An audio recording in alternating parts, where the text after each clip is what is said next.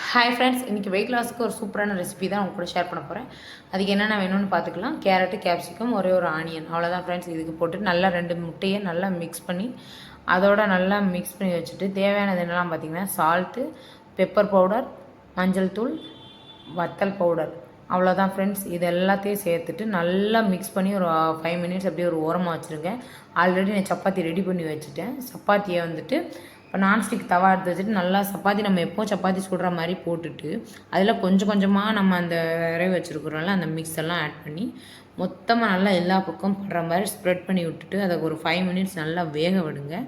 இந்த மாதிரி சைடெல்லாம் வெந்து வரும்போது அதை கரெக்டான டைமில் நல்லா வெந்துருச்சுன்னு தெரிஞ்சதுக்கப்புறம் திருப்பி போட்டுருங்க. திருப்பி போட்டு ஒரு 5 மினிட்ஸ் நல்லா வேக விடுங்க.